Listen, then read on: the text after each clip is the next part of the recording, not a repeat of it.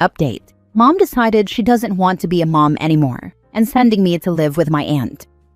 Original post. My mom, 32 female, told me that she wishes she never had kids. I am 16 female. She has pretty much decided she cannot stand to be a mom anymore and has asked my aunt to let me attend high school where she lives. My aunt cannot have kids, so she was willing to take me. This means I have to move 200 miles away to a good school, but not the one I grew up with. I am a junior in high school this year, and it will mean I have to do all my work over again, making friends with people, getting to know teachers. Not only that, I have been in drama for the past 2 years, and I was supposed to be a drama director this year. My mom is ruining my life with this. I feel like I will not be able to do all the things I worked for and thus put on my college report. I will be the nobody. Like they will let me be class treasurer if they don't know me. I have a job here with good hours and an understanding boss. I am not sure what to do. I have tried talking to my mom, but my dad divorced her and I have not spoken to or seen him in 9 years. So she says I need to let her live her life. She signed up to go back to school, quit her job, and is on student loans. She sold a car I was supposed to use to get to work and has been giving me boxes. I am supposed to move in a week, right before school starts at my aunt's. I need help. Now for the top advice before reading the update. I think that if your mother is this abhorrent and is completely reneging on her responsibilities, moving in with your aunt is the best thing that could happen to you, even though it will disrupt your life. However, talk to your aunt and make sure that all of this is being done on paper and that your mother forks over her custodial rights over you to your aunt, or at the very least, legal guardianship. Also, make sure that your aunt will be able to cover you under her medical benefits plan. Without legal guardianship, your aunt will be unable to make very basic decisions on your behalf, such as enrolling you in school or approving your medical treatment. And without custody of you, your mom can easily decide, on a whim, that she wants you back and will disrupt your whole life all over again. I'm sorry this is happening, OP, and I wish you the best of luck. I think my aunt has that covered. Her husband is a legal aid, and very okay with me moving in with them. I talked to him about it. He says I am a cool kid. Story time. When I was 14 in 10th grade, my mom remarried. I had been a cheerleader in junior high, 9th grade. I was asked to be an ambassador for our high school, 10th grade, and was in honor society, junior classical league, Latin club, first chair flute, and was voted onto the homecoming court. The week of homecoming, we moved to another state with my stepfather. He was military. I went to 5 different high schools in 3 different states in 4 years. Graduated as a National Merit Scholar with the best GPA at my final school, but wasn't allowed to be valedictorian because I had been there less than 1 year. Yeah, it sucked. When my mother remarried, I had the chance to move to my grandmother's house. I regret not doing that. It would have given me stability for the last 3 years of high school. As it was, I made the best of it. Just do your best in school and stay in touch with your friends on Facebook. Talk to your school counselor. A lot of schools now have concurrent classes with a local college. No tuition while you are still in high school. You can graduate high school with an associate degree at the same time. Good grades are the key. You can do this. That actually makes me feel a little better. I do love my aunt. She is a nice woman, and it seems unfair my mom, who apparently didn't ever want me, great thing to hear, had kids, and she could not. She works with kids, has a lot of spare income, so it could work out for the best. She has told me she would love to take me with her to England over Christmas break, because there is no way in hell I'm going to see my mother in the next 2 years. If she didn't want me, then she doesn't get to have me around when I am an adult. I feel hurt and betrayed. I just don't want to be the girl whose mom rejected her. Now for the update 9 months later, I just wanted to give an update. I forgot I had even posted on here with everything going on. I ended up going to my auntie's. She came and packed up my whole room with me and drove me to her house. It was really hard because my mom was already talking about selling the house and moving to some other city so she could start her life. I still have a lot of pain from what she did, but living with my aunt and uncle has been a great experience. Mr. B, my boss, got me a job at a Subway where my aunt lives. I really like the people I work with. I started dating someone at my new school, and we have been together for 5 months now. Dan 17 male is great, and we are in the same grade. He just turned 17, so we had the whole year together. School is ending in a few weeks, and we have plans to go to the beach with my aunt and uncle for a week. I met some new friends and got involved with volleyball and took part in drama. I'm also the assistant treasurer because I was able to talk to the teacher in charge of the group and said I wanted experience. When she saw my transcripts, she said I could assist the girl who got the position. The girl, Jolene, is actually really cool, and we became pretty good friends. I still keep in touch with my friends from home, but I really feel like I have a great support system now. I haven't told anyone why I moved here just yet, except my boyfriend, because it's too embarrassing and I don't like to talk about it. I was doing really good and had decided I didn't really want to see my mom again, because who abandons their own kid? My mom came up last week, and she has been waiting around to see me. I didn't know why until Saturday, because my aunt finally told me after my mom barged into the house and refused to leave. Auntie asked if I wanted to talk to her, and I told her I would. My mom said she was so sorry for the way she treated me and that she wanted to know if I would move back for my senior year. She said we could pack up anytime I wanted. Then she asked my aunt if she could stay in the guest room. My aunt said the room was mine. My mom said Lucy doesn't mind sharing. My mom tried really hard to get me to chat with her alone, but Auntie stayed with me. It came out that my mom wanted me to come home because her boyfriend left her and she blew through her money. Auntie told Mom she needed to leave, and then told me that my mom had been calling her about the check my birth father sends her. I guess she contacted a lawyer, said I was in her custody, and my mom signed the papers my aunt asked her to. Mom didn't realize it meant the check was coming to Auntie, who said she put most of it into a savings account for me. There were some things she needed money for, and I'm grateful she's paying for me and keeping me. It could have been so much worse. I guess the checks were pretty big. So, I just told my mom not to contact me again. It hurt a lot. The only reason she wanted me around was because of a check. That said, I guess my aunt has my father's number. She said he wants to talk with me when I'm ready, so there's that. I'm not sure what to do now. It just hurts. Your aunt is amazing. If you can, get her make her a nice card for Mother's Day. You're doing good, and good for you for sticking to your guns. Since your aunt seems to have pretty good judgment, you could always ask her for advice on how to handle your father. It would be interesting to hear his side of the story. That being said, it's completely up to you if you want to meet him now, or maybe later when you're older and more on your own. It sounds like you're in a great place with your new school, have a great summer, and a great senior year. Yes, definitely get something for your aunt for Mother's Day. She may not be your mother, but she's acting like a damn better one than your real mom. I'm taking her out to dinner, my treat. I have been saving for a few months now. That's an incredibly sweet and thoughtful thing for you to do. I'd buy her a castle if I could. I actually went through something really similar, only it was my grandmother that took me in instead of my aunt. Speaking from personal experience, I really highly suggest you do not have contact with your mother at any point. She may show up at a family gathering and cry about wanting to talk to you, or show up drunk in your life somewhere down the line. Ignore her like she has plague fleas that can jump miles in one bound. Also, at some point, you may want to talk to someone about what happened and how it makes you feel. I highly suggest a professional.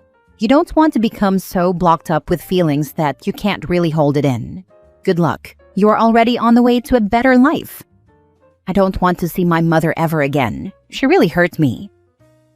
Next story. Update. Mom thinks our relationship could be better. I'm happy where it's at, but don't know how to tell her. Original post. In an attempt to give some context, I, 28 female, was an oops baby between my parents, who had a turbulent relationship on a good day. They haven't been together for any of my life and do not like each other. Mom, 50s female, was an alcoholic the entirety of my growing up and beyond. Pair this with some narcissistic tendencies, gaslighting, calling me ungrateful for not wanting to get into the car when she was drunk when I was old enough, etc., verbal abuse and some physical abuse. She is not my favorite parent. She missed a lot of school/sport events because she either forgot, was drunk, or some combo of both. Lots of other parents gave me rides home because she'd throw a fit if Dad gave me a ride home because it wasn't his time. She didn't like that I wasn't stereotypically girly and wasn't subtle about it. She married and had my half-brother with a not nice man. He was great with me until he realized I'd never see him as more important than my bio dad. Through college, I tried calling weekly, but despite being a stay-at-home mom, I'm not knocking this. She never had the time to talk or was too tired. So naturally, I stopped calling. She can call when she has time. Skipping over a lot, he and my brother are verbally abusive, really into guns, and according to my mom, also physically abusive. I've seen enough to believe her to an extent, but her history also has a lot of false accusations and making up stuff that I was there for. I was wary enough that I'd lock my bedroom door to sleep when I'd visit for holidays. About a year ago, she finally left him, has her own apartment, and is in the middle of a very rough divorce. She's been sober for a year and change, but I've been through enough that I simply don't trust her to remain that way. I am so happy she left him. I'm sorry she's going through a rough time, but I'm tired of being her crutch. She started calling more, 1 to 2 times a week instead of maybe once a month. One of the times, she brought up that I don't call her anymore, and I said something like, I don't really call anyone, which then came, well, I'm your mother, so you can call me. I've had her on an information diet for years because I don't trust her to respect boundaries. She has made fun of any that I try to set, like, don't call me at 6 a.m. unless it's an emergency. One of the early phone calls included an apology for anything she did that hurt me while she was drinking. No real thought into what she did, just that blanket statement. In her mind, that's absolved her of everything, and we should be a regular Lorelai and Rory, Gilmore Girls. I just got a text that she wants to have a good chat because she really feels our relationship could be better. I get a sense of dread every time she calls. It's usually just bland small talk, but she's been pushing more and more for me to schedule a visit. She's been better than she was while I was growing up, so I feel like I should give her a chance. But I feel like I'm just repeating the same cycle we've been on for my entire adulthood. Trust her to be my mom, works for like 6 months, get blown up at because I don't want to take her recommendation for a trash can, or get a call from a family member about her being on a bender, get hurt, or personal life suffers because it triggers trust issues and anxiety. But she's also in a really low place right now with the divorce and having minimal contact with my brother too. How do I tell her that the fact that we're still talking is about as good as she's going to get? Now for the top advice before reading the update. I'm tired of being her crutch. Stay firm on your boundaries. I have a very similar situation and have been seeing a therapist for years. I told my mom I need her to work on herself before I consider talking to her. I'm tired of doing all of the emotional and adulting work in the relationship, and I need her to make some kind of effort to look at herself in our relationship instead of me managing it. She refuses to see a therapist or counsel of any type, which is fine. It's clear to me my mother is not ready. Ask your mom what she intends to do better for your relationship. I've never been able to put words to my role, and managing nails it. I'll be firm that the onus is on her to make things better, and that she will be doing the bulk of the emotional work. No real thought into what she did, just that blanket statement. In her mind, that's absolved her of everything. I totally connected with a lot of what you wrote too. My mom has been getting away with blanket statements and love bombing the rest of the family when they get mad at her, so she totally gets away with all of her bad behavior. I'm saving this statement in my back pocket the next time someone in my family tries to defend my mom. I'm sorry you have this problem too. The empty apology actually hurt more than not having one because it rubbed in how little she thought about the pain her literal decades of actions have caused. I hope your family can, at a minimum, come to understand why you're upset, even if they choose to continue to go through that cycle with her. You shouldn't have to defend why you're hurting to anyone. I don't mean to put feelings in your mouth. However you want to describe your feelings is 100% your choice. Now for the update. No one asked for this update, but I guess I wanted to give some of you told you so rights. I was able to use bits and pieces from almost every comment, from preparing myself for it, to not go well/needing to hang up on her, to making sure I didn't fall into the trap of explaining or listing out past incidents. I basically said the following. I'm happy for all your accomplishments. Unfortunately, none of that erases 20+ years of lack of support and actions by you that clearly indicated I wasn't a priority. I'm not looking for explanations nor apologies. I've worked hard to make my peace with it, and I've worked hard to get our relationship to a point where I can maintain my mental health and have you in my life. So when you say it could be better, in my mind, it's right where it needs to be.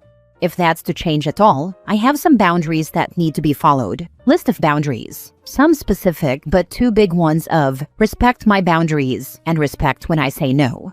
If you want us to talk more, I'm happy to pick up the phone. You have every right to ask things from me, but you have to respect when the answer isn't what you want to hear. Her first question was if I thought our relationship was better before my stepdad came around. No. Next was asking for examples of when she didn't support me. I told her she'd have to do some reflecting because she was there for the same events I was, and it's not fair to me to ask for that emotional labor. She said she had done lots of reflection and couldn't see it until stepdad came into the picture. She pushed a couple more times for examples. Is it because I missed some events your dad was at? She stopped when I called her out the second time for deflecting responsibility for her actions. I told her multiple times during this portion that she doesn't have to remember or own up to anything, but she does have to live with the consequences. Her last question was, is there any way we could ever push past this all? I told her this is what past this all looks like. She pushed back a little bit, but when it was clear that I wasn't moving an inch, the call ended with, well, thank you. You've given me a lot to think about. None of her questions or responses were any indication she was worried that I was hurt. She was trying to find justifications I might listen to, anything to poke holes. There was part of me that wondered if she always recognized how much neglect there was and just didn't want to face it, but claiming lots of reflection and not having a single incident come to mind that didn't involve blaming someone else answered that question. While she was calm while she tried to respond, her tone was very tense. Worst case here, she continues to try to push boundaries, and I cut off contact, and it's one less stress in life. Best case, she respects them, and it's one less stress in my life. I know this is likely a case of she'll respect them until she doesn't. The important thing for me was that I was upfront with her and set clear boundaries. I've done my due diligence in telling her how our relationship could change. I used change instead of improve very intentionally with my mother. I'm relieved. The ball's in her court, and I have some answers. Thanks again for the advice, sharing of your own experiences and encouragement. It gave me the confidence and a plan for that phone call.